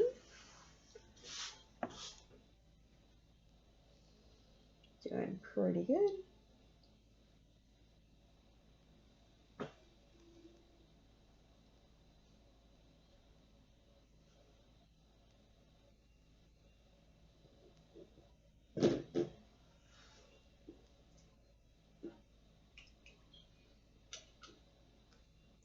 I'm going to take my round brush and mix a little bit of white with the light blue and see if we can, again, add a little bit more depth.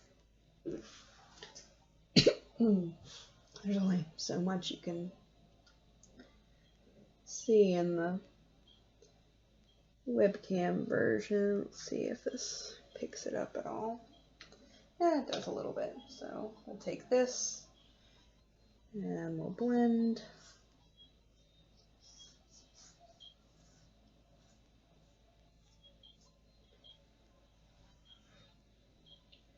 We'll go back over with the light blue.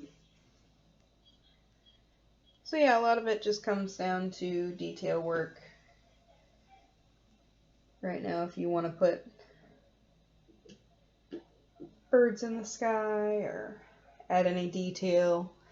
Again, I'm using a pretty large canvas, so a lot of you probably won't have this much water going on, but since this is a seafloor, you could easily paint a little starfish or, you know, a little bit of coral or something. You have a lot of freedom with these. Okay, so picking up some of the light blue and softening some of the areas where we have this white color.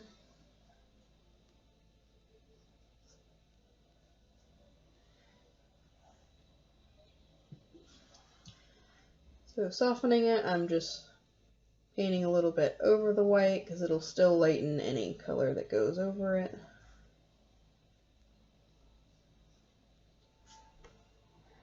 Very nice. I think I will take a little bit of the dark blue just to keep up with our layering here. And since I don't have a lot of movement in the arch over here, gently throw in some dark blue to blend.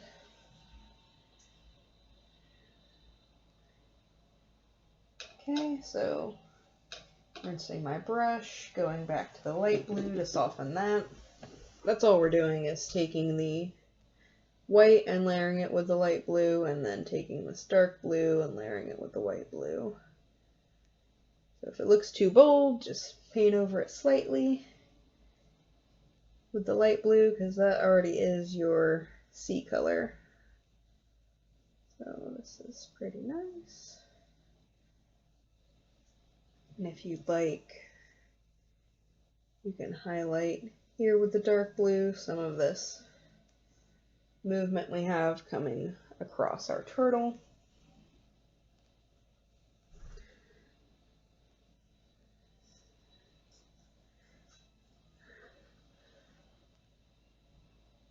So I have some dark blue over there. I'm going to pick up some light blue and soften that. This sort of gives the impression of a seafloor. Nothing too crazy.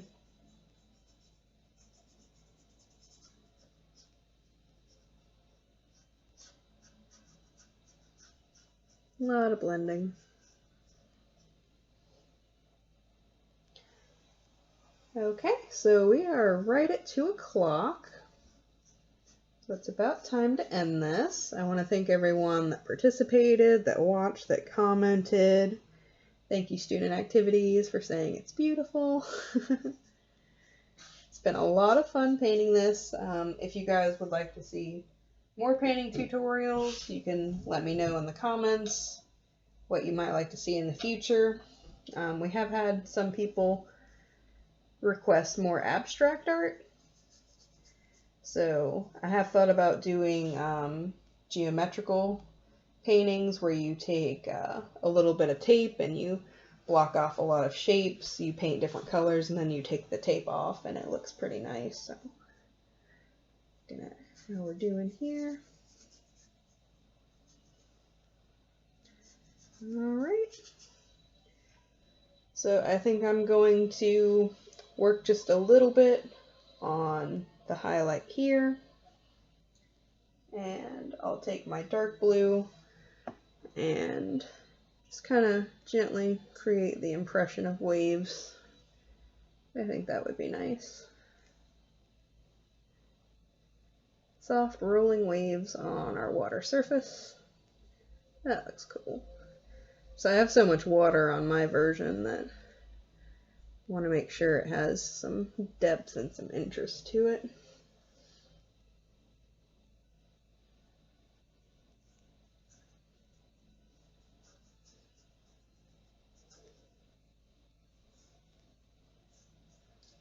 Just back and forth, a little bit of blending.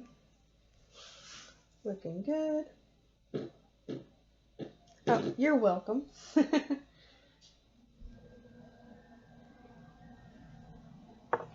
I'm going to take a little bit more of the dark blue now that I have all this activity, and just make sure that this still stands out.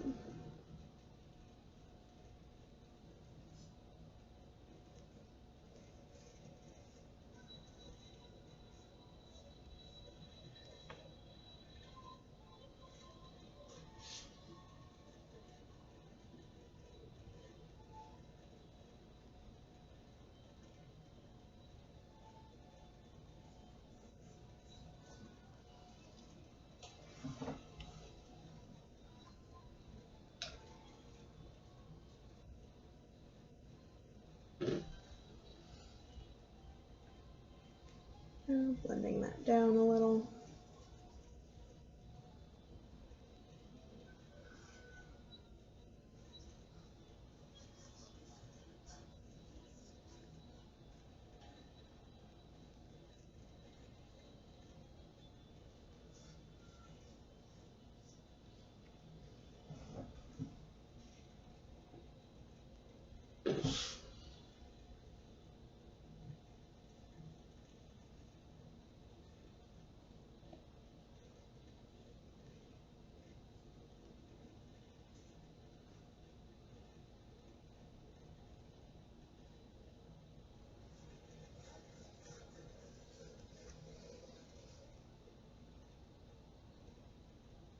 Okay.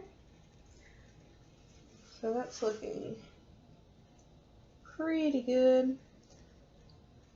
It may look a little odd to anyone that's watching through the live because my webcam is a little further back. So if any of this looks splotchy, it looks pretty good on the webcam video that's going on YouTube. So that would be why.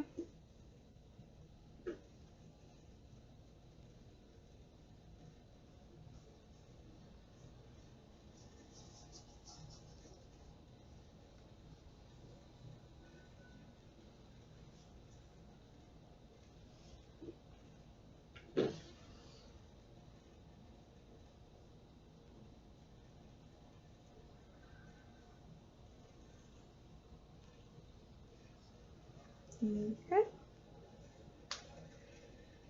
Well, that is basically it. Thank you for joining us for Pioneers Paint.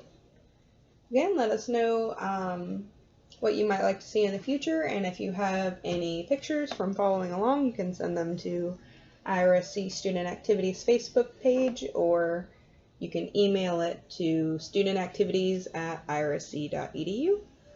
So until next time.